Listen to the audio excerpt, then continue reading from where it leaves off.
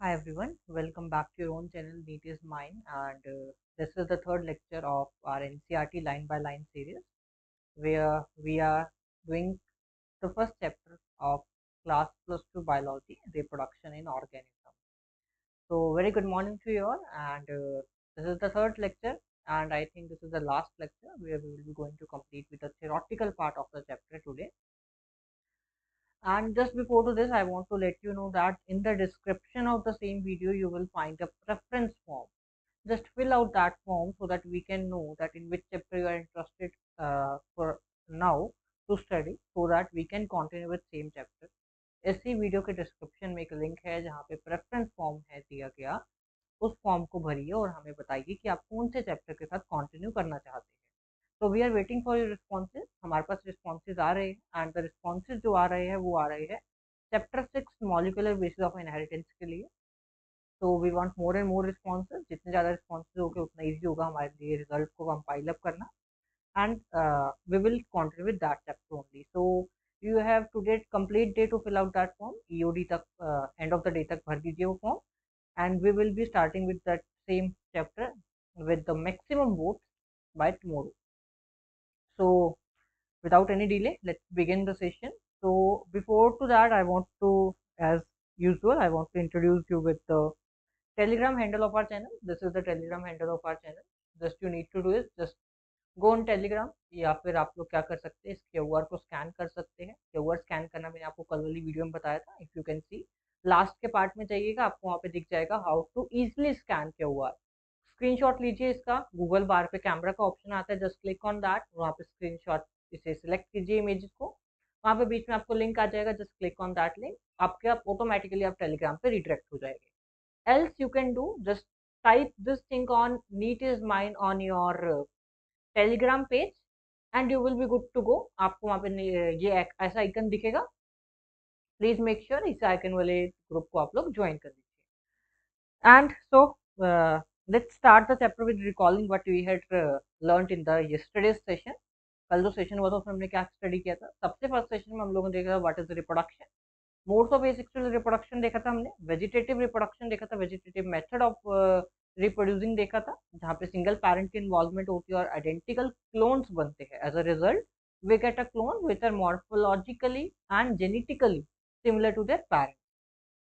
उसके बाद अगर हम बात करें, हमने देखा था सेक्सुअल रिप्रोडक्शन, या फिर हमने अमीबा का स्पेशल केस देखा था, जैसे जब वो अनफेवरेबल कंडीशन में होता है तो 3 लेयर बनाए थे, एंसेस्टेशन एंड ऑल दैट. उसके बाद हम लोगों ने स्टडी किया था sexual reproduction, events of sexual reproduction, जहाँ पे हमने प्री फर्टिलाइजेशन फर्टिलाइजेशन स्टडी कर चुके हैं.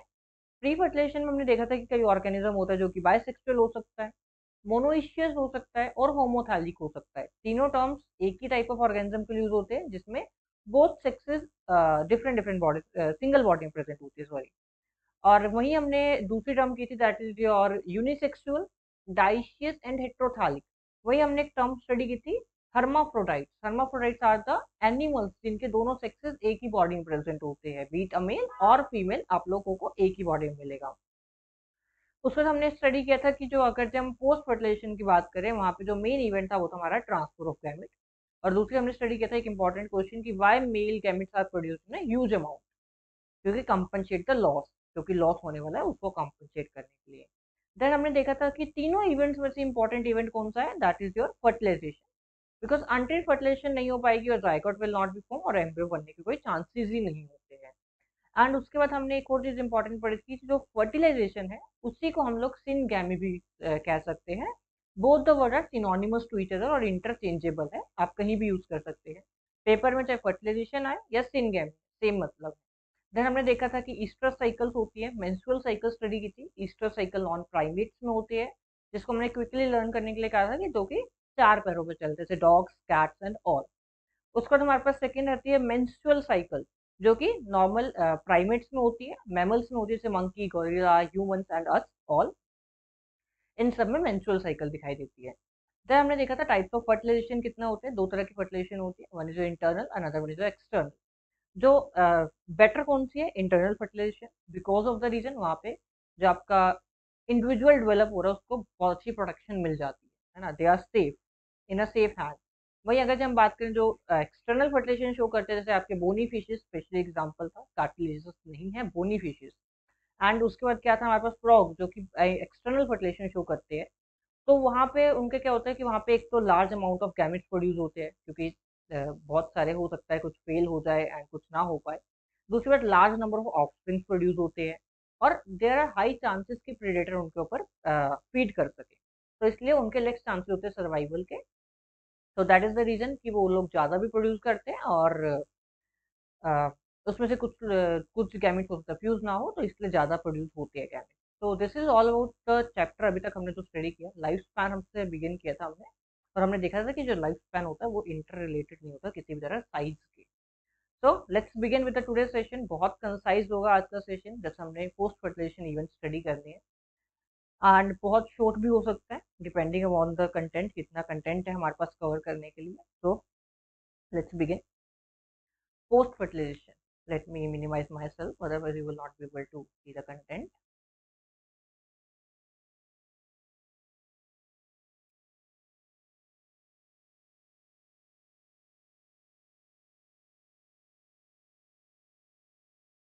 Yeah, so let's begin with the today's session, guys, and please do not forget to fill the reference form. This is very important as of now.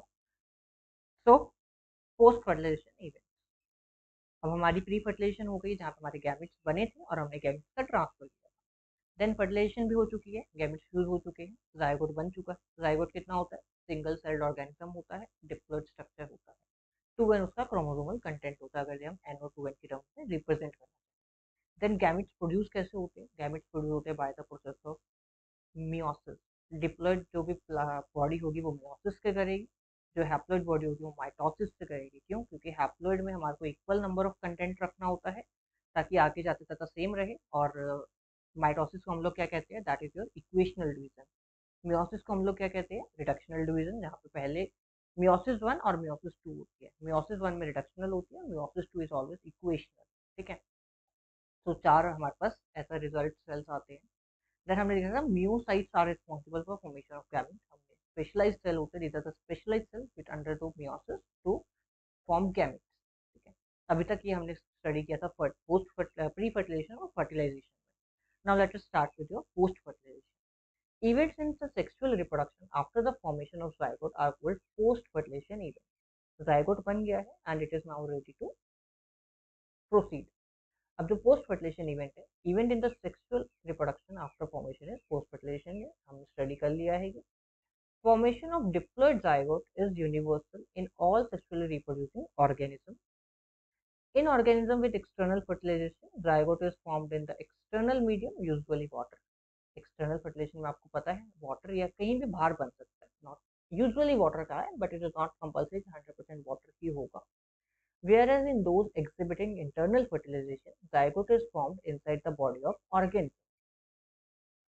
Further development of zygote depends upon the type of life cycle the organism has and the environment it is exposed to. जो development होती है, जो cycle of development होती है, वो depend करता है कि ऑर्गेनिज्म का एनवायरनमेंट क्या है, कैसे जगह में रह रहा है, कैसे हैबिटेट में रह रहा है।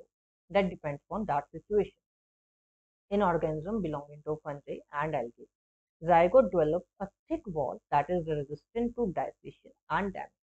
फंगी और एल्गे के केस में क्या होते हैं, वो लोग अपने आसपास एक ऐसी लेयर फॉर्म कर देते हैं which is very thick wall होती है, और क्या काम होता है उसका? डाइसेशन, मतलब सूखने से बचाना, ताकि उसका जो एम्ब्रियो का यॉक है या जो भी न्यूट्रिटिव सॉल्यूशन है जो भी हेल्प करने वाला है उसको ग्रो करने में, वो सूखे ना और डैमेज ना हो पाए किसी भी तरह का एक्सटर्नल एजेंट, कोई स्ट्रेस, कोई temperature change, pressure, sunlight on all that, किसी भी चीज का डैमेज ना हो पाए किसी भी चीज से। It undergo a period of rest before germination. Germination से पहले, अगर जैसे सपोज अनफेवरेबल कंडीशन है या फेवरेबल है, उन्होंने कहा है कि वो एक रेस्ट फेज में चले जाता है, जहाँ पे वो अपने आप को प्रिपेयर कर रहा होता है, अपने न्यूट्रिटिव कंटेंट बना रहा होता है, या फिर चेक कर रहा होता है whether all the processes are going on appropriately और नॉट। इन ऑर्गेनिज्म में बहुत इंपॉर्टेंट लाइन है गाइस, कंटेंट है that it undergoes a phase of rest. देखो सबसे पहले क्या कहा है उन्होंने, फंजी और जो एल्गी होते हैं zygote develop a thick wall resistance to desiccation and damage. सबसे पहले ये इंपॉर्टेंट लाइन है। And it undergoes a period of rest before germination. This is an another important line, try कीजिएगा ये रिमेंबर रहे आपको।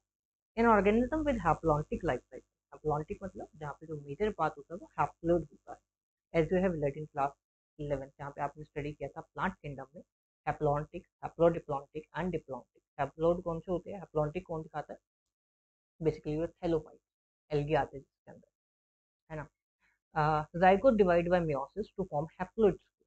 जाइगोट कैसे डिवाइड कर रहा है, मियोसिस द्वारा,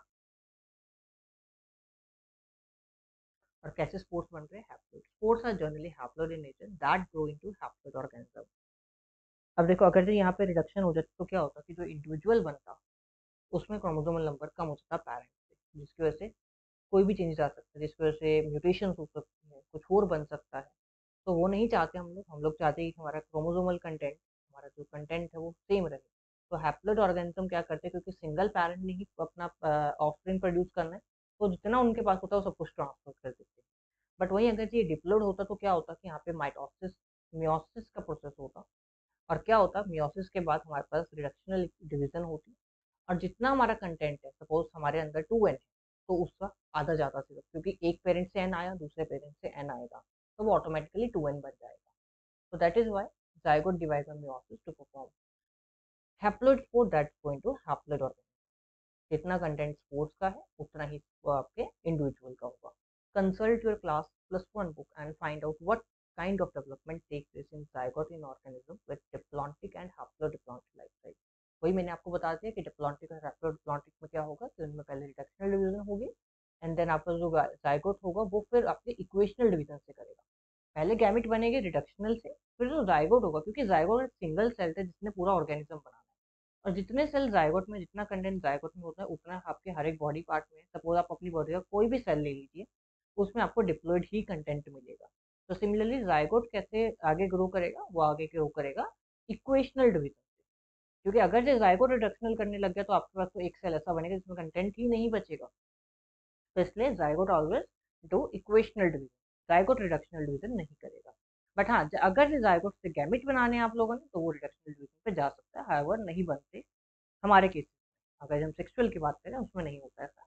zygote is a vital link, very important line coming from NCERT। zygote is the vital link that ensure continuity of species between organism of one generation and next। very important part, very interesting, और ये आपके question reason में आ सकता है, reasoning question में आ सकता है, statement type of question में आ सकता है। क्या है line, zygote is the vital link that ensure the continuity of species between organism of one generation and next। this is an important line, mark it in your NCERT। every sexual reproducing organism including human being life as a single cell the zygote। Life begin कहाँ से होती है, चाहे वो हम है चाहे वो कोई भी organism, life begin always from zygote, that is a single cell organism.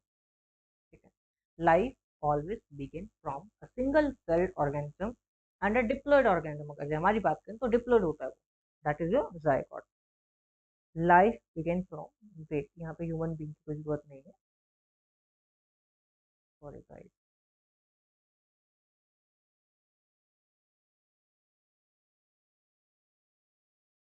Life as single celled zygote, every sexually without any exception, कोई एक्सेप्शन नहीं है यहाँ पे, एनसीईआरटी ने बोल दिया every sexually reproducing organism begins life as cell zygote। ये बहुत इंपॉर्टेंट लाइन है, इवन ये एनसीईआरटी का बहुत इंपॉर्टेंट पार्ट भी है। तो I am doing star here. Star का मतलब समझ जाइएगा कि यहाँ से क्वेश्चन बनने की प्रोबेबिलिटी मतलब मोर देन 100%, अगर ये 100 भी होती ना, हम 100 से भी ज़्यादा कह सकते हैं कि यहाँ से क्वेश्चन बनने के चांसेस होते हैं। ठीक है, teachers love to ask question. Next is your embryo. तो आपका जाइगोट हो गया रेडी, अब आपने क्या करना है, जाइगोट से एम्ब्रियो करना, सेल डिवीजन हुई कॉन्टिन्यूसली, और आपकी 8 सेल स्टेज, देखो फिर आपके 32 सेल स्टेज, जिसे ब्लास्टोसिस्ट कहते हैं, रूलास कहते हैं, आगे आप स्टडी करोगे all this terms in chapter number 3। So embryogenesis refers to process of development of embryo from the zygote। A very important definition coming, embryogenesis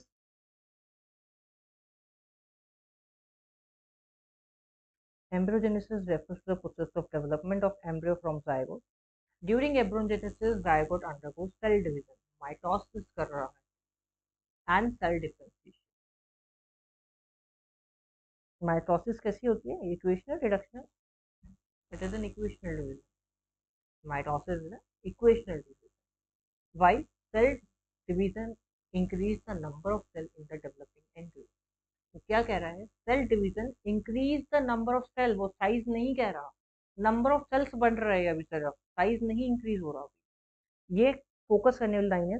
cell division increase the number of cell in the developing embryo. Cell differentiation helps group of cell to undergo certain modifications to form specialized tissue and organ to form an organism. क्या कह रहे हैं कि जो cell division है उससे आपके number of sales increase हो रहे हैं एम्ब्रियो के अंदर, जबकि सेल डिफरेंशिएशन से क्या हो रहा है?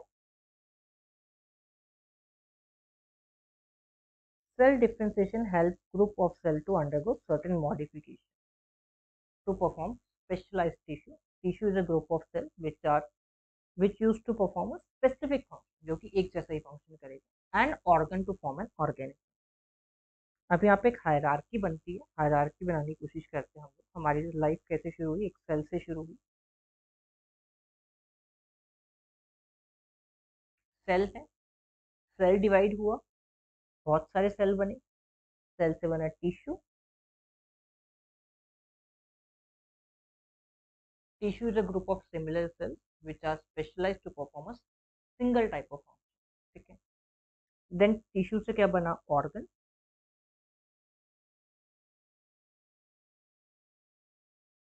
अब ऑर्गन से क्या बनेगा? Organ system.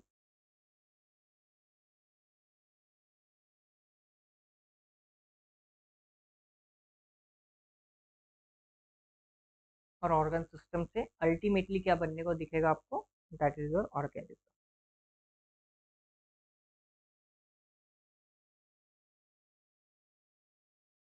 तो ये एक स्टेप फॉलो करता है एक ऑर्गेनिज्म की जर्नी, की ऑर्गेनिज्म कैसे बनता है.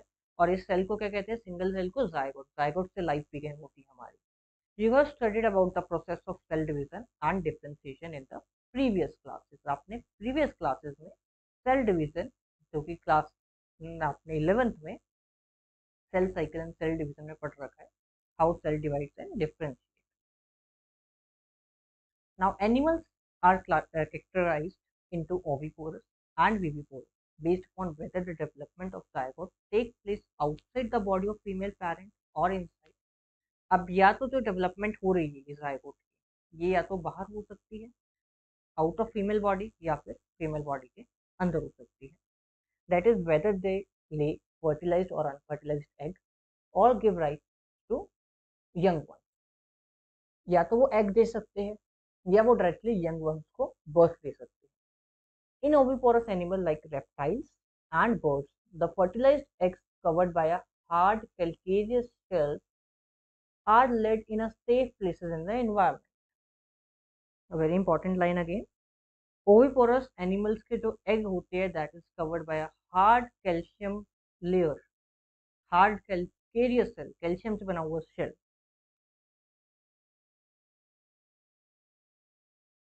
In oviparous organism like reptile and this fertilized eggs covered by hard calcareous shell are laid in a safe places in the environment. After a period of incubation, incubation मतलब जब उनका पूरा period खत्म हो जाता है, जब उनको they are ready to go with hatching. Hatching के लिए जब वो रेडी हो जाती है, इंक्यूबेशन पीरियड होता है ले करने से लेके हैच होने तक का time. Young ones hatch out. Incubation period पूरा हुआ जब उनकी फीमेल उनके प्रोटेक्शन करती है करते. If you are fond of Discovery Channel, आपने डिस्कवरी चैनल भी देखा होगा, बहुत बार दिखाते हैं how crocodile lead their right. Crocodile क्या करते हैं? सबसे पहले they use to pit the land. वो किसी जगह बनाते हैं, आउट ऑफ वाटर जाते हैं, पिट करते हैं, देन एग्स देते हैं, देन उन्हें कवर कर देते हैं. क्यों? ताकि प्रेडेटर्स ना देख पाए उनको, है ना. क्योंकि प्रेडेटर ने देख लिया, दे विल ईट दैट. और उसके ऊपर ट्राई करके जो फीमेल है वो वहीं तक है, वहीं पे रहती है नियर, वो सेफ, ताकि उनके जो एग्स है वो सेफ रहे. सो आफ्टर दैट जैसे ही हैच हो जाते हैं, यंग वंस आते हैं, they use to carry the water. करके आपने देखा हो डिस्कवरी में बहुत क्लियरली वो चीज दिखाई देगी. Otherwise you can also use YouTube. आप वहाँ पे देख सकते हैं how do crocodile lay eggs and how their babies are hatched out of eggs. On the other hand, in viviparous organisms या फिर animals, majority of mammal including human being, हमारे अंदर भी, the zygote develops into a young one inside the body of female organism. After attaining a certain stage of growth, the young ones are delivered out of the body of female organism. जैसे ये हमारे humans के case में बात करें तो it is a period of 9 months, है ना। It may very from 8 to 10 months also in certain cases, but maximum देखा जाता है it is a period of 9 months. Because of proper embryonic care and protection, the chances of survival of young one is greater in baby porous. Question alert here कि question आता है कि why it is preferred to be why always baby porous are preferred. Mammals preferred क्यों करते हैं high organism baby porous होने के? क्यों? क्योंकि वहाँ पे embryonic care अच्छी हो रही है, चांसेस सर्वाइवल के बहुत ज़्यादा है। कोई ये नहीं कि स्ट्रेस आएगा, टेम्परेचर चेंज होगा सडनली तो नहीं बियर कर पाएगा ऑल दैट। मदर की बॉडी के अंदर ऑर्गेनिज्म ग्रो कर रहा है, प्रॉपर केयर मिल रही है उसे, जो न्यूट्रिशन चाहिए मदर की बॉडी से प्रोवाइड हो रहे हैं। That is why it is considered that proper embryonic care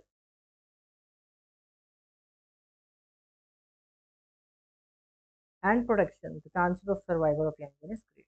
because of the reason, क्योंकि प्रॉपर एम्ब्रियोनिक केयर होती है और प्रोटेक्शन होती है, तो सर्वाइवल के चांसेस जो होते हैं वो बढ़ जाते हैं इन केसेस में viviparous. Again last page of chapter in flowering plant. अब अगर कि हमने मैमल्स की बात कर ली, एनिमल्स की बात कर रही, now moving on to flowering plant. The zygote is formed inside the zygote is formed inside the ovule. जो जायगोट है वो ओव्यूल के अंदर बनता है। After fertilisation the sepal petal stamen of the flower wither off. तीन चीजें हैं, sepal, petals and stem of the flower wither off, मतलब गिर जाते हैं, झड़ जाते हैं एंड फॉल। ठीक है। Can you name a plant in which the sepal remain attach. क्या आप कोई ऐसा नाम बता सकते हैं जहाँ पे सेपल अटैच रहते हैं? It is very quite interesting, आप लोग डेली लाइफ में यूज करते हैं। टोमेटोज, ब्रिंजल्स, सेपल्स अटैच रहते हैं। The pistil however remain attach to the plant. Pistil अभी भी जुड़ा हुआ है प्लांट के साथ। The zygote develops into embryo. These are the fate. ये इंपॉर्टेंट क्वेश्चन है, यहाँ से क्वेश्चन पूछा जाता है कि जो जायगोट है वो आपका एम्ब्रियो में कन्वर्ट हो जाता है, ovule into seed, ovary develops into fruit. अब अगर ये तो ओवरी बन रही है तो this is a true fruit, but some cases क्या होता है कहीं पे अदर देन ओवरी के अलावा भी कई पार्ट होते हैं जो कि फ्रूट में डेवलप हो जाते हैं। जैसे एप्पल के केस की बात की जाए, थैलेमस जो होता है दैट कन्वर्ट्स टू फ्रूट, तो उन फ्रूट्स को हम लोग कहते हैं फॉल्स फ्रूट।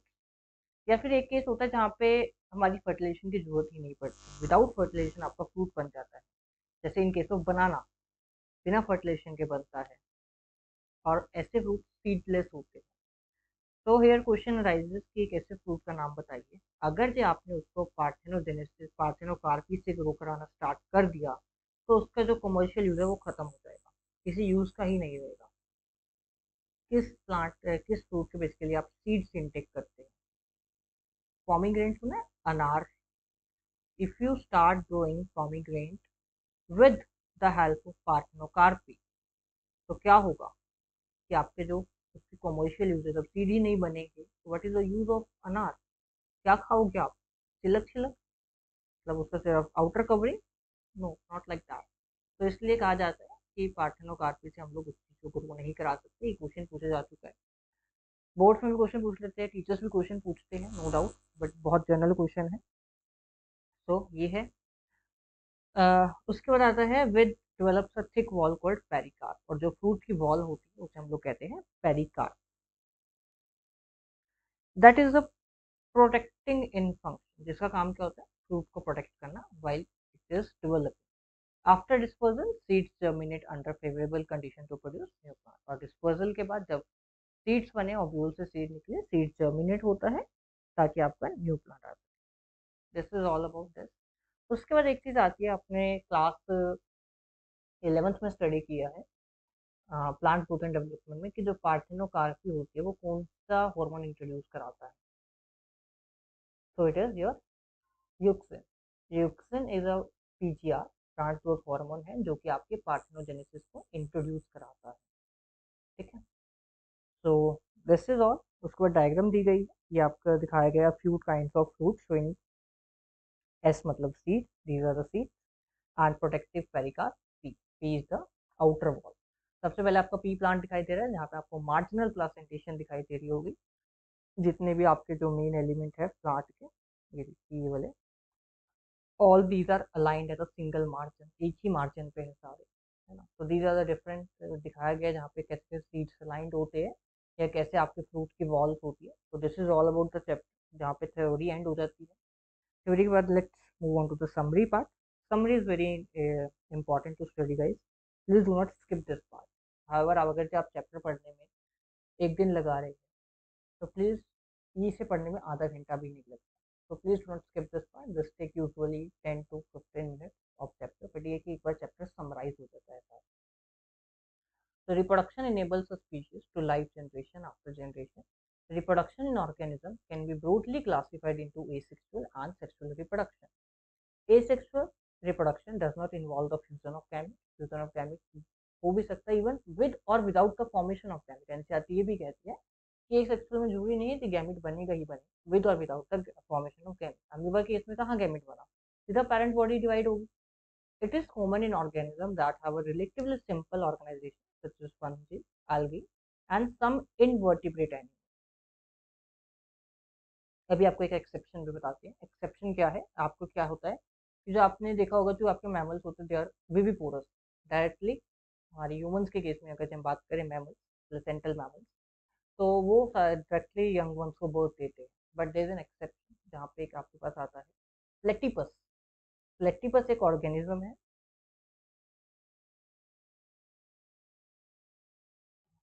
मिनट यहाँ पे लिख लेते हैं. I hope this is visible to you. तो उसे कहते हैं हम प्लेटिपस.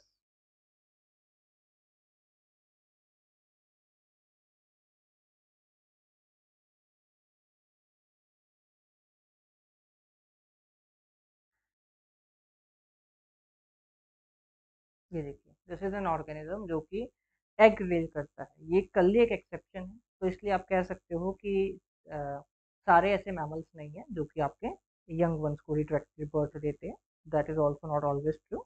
एक ऑर्गेनिज्म है प्लेटिपस जो कि देता है एग्स. ये आप लोग पढ़ोगे चैप्टर नंबर 4 में. इसका अदर नेम होता है ऑरेंथिकोकैरस जो कि आप लोग चैप्टर 4 में आपको देखने को मिलेगा. सॉरी चैप्टर 4 में नहीं देखने को मिलेगा, आपको ऑलरेडी स्टडी कर चुके हो इस चीज़ को क्लास 11 चैप्टर 4 एनिमल किंगडम में. सो उसके बाद हमारे पास आता है तो offspring formed by sexual reproduction are identical and can be referred as clone. Again important term clone. What are clone? zoospores, conidia, etc. are the most common asexual spores formed in several algae and fungi. Budding and gemule formation are common asexual methods seen in lower animals. बर्डिंग की बात की जाए hydra में, gemmules की बात की जाए sponging में, कॉनिडिया भी दिखाया गया था हमें पेनिसिलिन में, जूस्पोर हमें दिया था क्लेमाइडोमोनास में. All that. देन हमारे पास आता है prokaryotes and the unisexual organism reproduce asexually by cell division और बाइनरी फिजन. सेल डिवीजन जैसे हमने अमीबा की बात की था, बाइनरी फिजन में हमने अमीबा देखा था. सॉरी सेल डिवीजन है या सेल डिवीजन में भी अमीबा आता है ना.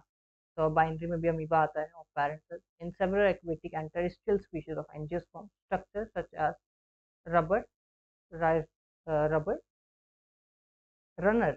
Runner is for grasses, rhizome is for banana, sucker is for your mint, tuber is for potato, and offset is for ecornia, very important plant, are capable of giving rise to new offspring. This method of asexual reproduction is generally referred to as a vegetative propagation. Sexual reproduction involves the formation of fusion of gametes. It is complex and slower process as compared to asexual. Sexual reproduction generally more time की होती है क्योंकि इसमें पहले gamete बनेंगे, fertilisation होगी, then एम्ब्रो होगा, उसके बाद एम्ब्रो की केयर की जाएगी एंड देन बेबी आता है finally. Most of the higher animal reproduce almost entirely by sexual method. Higher organism. Events of sexual reproduction may be categorized into pre-fertilization, fertilization, and post-fertilization. Pre-fertilization includes gametogenesis and gamete transfer, while post-fertilization event includes the formation of zygote and embryogenesis. Organism में भी bisexual और unisexual. Bisexual मतलब दोनों sexes एक ही body में होगी. Unisexual मतलब दोनों अलग अलग होगी. अगर ये मेल है तो स्टेमिनेट और फीमेल है तो sterilated. Sexuality in plants is varied, particularly in angiosperm, due to the production of diverse types of flowers. Plants are defined as monoecious and dioecious. Flowers may be bisexual or unisexual. Gametes are haploid in nature and usually a direct product of meiosis division except in haploid organism जहाँ पे mitosis से होता है, where gametes are formed by mitosis. Meiosis is the reduction and mitosis is the equation. Transfer of male gamete is an essential event in sexual reproduction. It is relatively easy in bisexual organism. Bisexual भी दोनों एक ही में sexes present है, तो easily gamete transfer होता है. In angiosperm, a special process called pollination, which is again of 3 types you will study in chapter 2, ensure transfer of pollen which carry the pollen grain to stigma. Syngamy fertilization, again synonymous terms NCERT ने भी use की है, occurs between the male and female gamete. Syngamy may occur either sexually outside the body of an organism, that is external fertilization, internally inside the body, internal fertilization. Syngamy led to the formation of specialized cell called zygote. Single cell होता है, diploid in nature होता है. अगर ये sexually की बात की जाए, the process of development of embryo from the zygote is known as embryogenesis. In animals, the zygote developing soon after its formation. Animals may be either oviporous or viviporous. Oviparous मैंने आपको बताया egg laying, जहाँ पे exception भी है, mammal है platypus, और viviparous. Embryonic protection and care are better in viviparous. आपको बताया गया था कि जो विविपोरस होते हैं they are quite good in terms of caring the baby. In flowering plants, after fertilization, ovary develops into fruit and ovule mature into seeds. Inside the mature seed is the progenitor of next generation. मतलब next generation का जो precursor है, जो next generation जिससे बनेगी, वो कहाँ पे होती है? Inside the mature seed. कहाँ पे एनसीईआरटी ने एक लाइन फेंकी है जो कि बहुत इंपॉर्टेंट है, बहुत बहुत इंपॉर्टेंट लाइन एनसीईआरटी ने दी है, वो भी कहाँ पे? जहाँ पे चैप्टर खत्म होता है, बिल्कुल एंड है चैप्टर का. That is why it is asked for you people to read the NCERT very thoroughly, be it a single word, चाहे वो summary है चाहे वो कुछ भी है. So please read out NCERT very thoroughly, guys. This is quite interesting. Inside the mature seed is the progenitor of next generation, the embryo. So this is all about where our chapters finally end. Even हमने summary भी करी, हमने content भी देखा, हमने NCERT word to word lead किया, हमने समझा भी, एक्सेप्शंस भी देखी, हमने ट्रिक्स भी देखी, जहाँ पे ट्रिक्स की रिक्वायरमेंट थी, जहाँ पे आप लोगों को लर्न करवाना था, जैसे MC square, monoecious, cucurbit and cucumber, PD square, dioecious, date palm and papaya. तो यहाँ पे ट्रिक्स यूज होती है, तो आपको ट्रिक्स भी बताई. So here are chapters and finally. इसके बाद आपके पास nothing is there to go with, कुछ भी नहीं है इसके बाद हमारे पास. So guys, there is a NCERT exercise होती है इसके पास, which is of I think 10 questions, not more than that. So I would request you कि एक बार आप NCERT exercise पे प्लीज फोकस कीजिए. Go and do that. कहीं पे भी आपको कोई डाउट लगता है, आपको लगता है कि हम ये पार्ट सॉल्व नहीं कर पा रहे हैं, please let us know by filling the doubt form. आप डाउट फॉर्म फिल कीजिए. कोई भी एरर आता है चैप्टर में, आपको कोई भी कंफ्यूजन है, किसी भी पार्ट में कहीं भी दिक्कत आती है, प्लीज लेट अस नो. आप डाउट फॉर्म फिल कर दीजिए, चाहे फोटो खींच के करिए, चाहे टाइपिंग करके कर दीजिए, up to you only. But please let us know कि आपको वहाँ दिक्कत आ रही है. We will figure out that and try to solve that as soon as possible. अगर जो चैप्टर किसी पार्ट में डाउट रहता है, प्लीज लेट अस नो. हम आपको वो चीज़ द्वारा एक्सप्लेन करेंगे कल के सेशन में. इफ प्रोबेबली नीडेड हुआ तो हम कल सेशन अरेंज करेंगे, एक doubt session. But before that हमें डाउट्स की सबमिशन चाहिए. Your doubts are very important. Doubt are basically teachers. Doubts ही आपको समझाते हैं. डाउट्स क्या है? Doubts until unless you doesn't have doubts means you are not focusing on the. तो डाउट्स निकालिए, पूछिए, we will answer to your doubt. And ये टेलीग्राम है, सिंगल हैंडल, जहाँ पे आपको सब कुछ मिलेगा, सब कुछ, everything you need here you will find here. This is as of now beginning है, तो हम लोगों ने अभी कंपाइल करके रखा हुआ है और क्लास में. But as soon as we are going with our channel, हम लोग प्लस टू 10th वगैरह का सारा को सेपरेट करते हैं. वैसे ही कल मैंने आपको डेमो दिया था कि how to use this code. इस कोड को आप लोग कैसे यूज कर सकते हैं. This code is very easy to use. तभी हमने आपको कोड प्रोवाइड कर दिया डायरेक्टली. तो this is all about. I would recommend you to practice NCERT and हमें बताइए कि आपको सेशन कैसा लगा कमेंट सेक्शन में. We will love to hear your voice and आपके पॉजिटिव कमेंट हमारा मोटिवेशन होते हैं. We will be coming with more and more similar type of lectures very soon.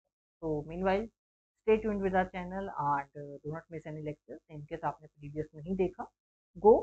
And in case आप start कर रहे हो अभी, तो please start the orientation session, जहाँ पे हमने सब कुछ डिस्कस किया था पहले स्टार्ट करने से. How we are proceeding with that क्या सिलेबस है आप लोगों का, क्या है, बिकॉज आप लोगों को सिलेबस ही कई बार अल्टीमेटली नहीं पता होगा. प्लीज गो देयर, सिलेबस देखिए, then start with the first part of the lecture chapter, and meanwhile अपने डाउट्स रेज कीजिए, हम आपके रिस्पॉन्सेज भेजेंगे. So guys, thanks for your support and all you people are providing to the channel, and goodbye. Thank you, and meanwhile stay healthy and stay updated with our channel. That's all for today. Thank you.